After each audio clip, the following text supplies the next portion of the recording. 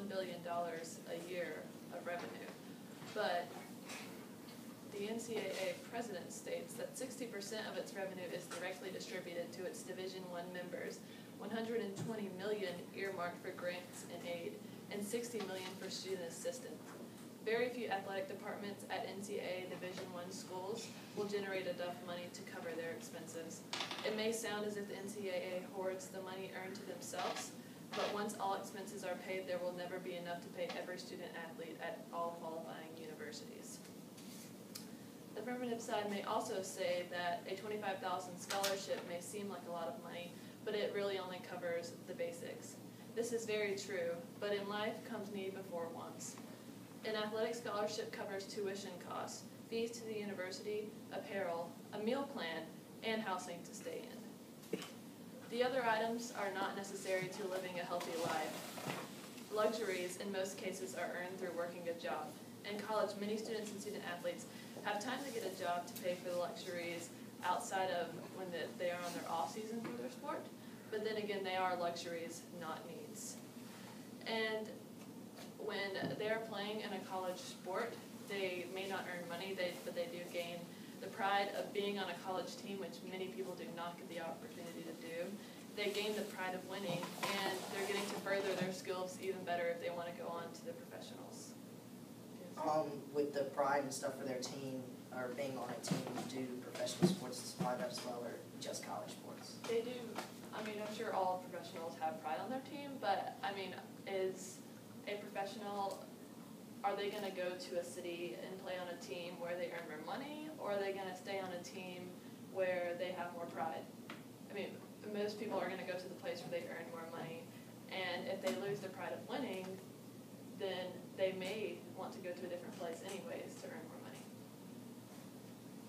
And you say that athletes may go hungry before playing, and like I said in my question, most teams have before and after meals to cover that, and maybe not for practice, but athletic scholarships do cover meal plans, and when they go to away games, you're given money to spend on food, and it comes out of the budget set for the sport.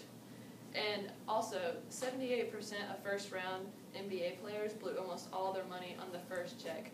And if you think about it, college athletics, if they're paid, it's going to be 18-year-olds, 19-year-olds, and it's just like first-round NBA when someone goes their second year only being in college after first year.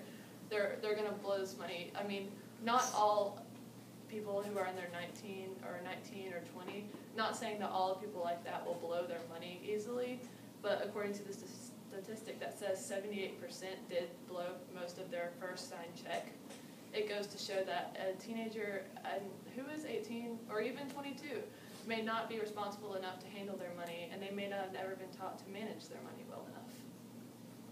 And many colleges are covered by government subsidies because they cannot generate enough money to cover the university cost because they're covering athletic costs. And if universities were able to pay the athletes that pay the people who play the sports earning over $100,000, possible problem that could arise is athletes choosing the school that pays the most.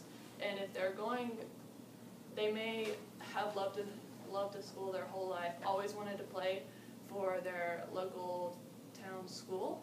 But if they are offered more money at a college all the way across the country, they're most likely going to go to the college who offers them the most money across the country. And it changes what they really are playing for, and it changes the whole situation of playing for the pride of winning, playing for the sole reason of playing. You want to enjoy the thing that you've done your whole life. Yes. How do you know that someone would go take the money instead of going to where they would love and where they want to go play? Well, we don't know. It's always, of course, the person's choice. But if you're thinking about an 18-year-old, most teenagers think about money first thing first, and only having like a minimum wage job in your teenage years, and all of a sudden being paid thousands of dollars, you're going to want to choose most likely the one that pays you the most. Yeah. Okay, with what you were saying about the 78% of national basketball, that they're blowing all their money on their first check.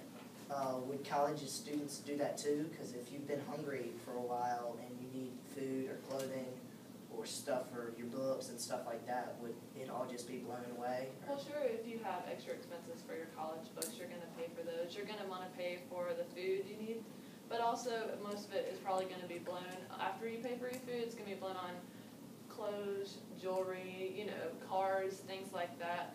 And you have to think about it, these college athletes, they're between 18 and 22, and some people go, well, now they made the rule, but some people have gone to the NBA, you know, never even playing college, which now they changed it to where you have to play 1 year.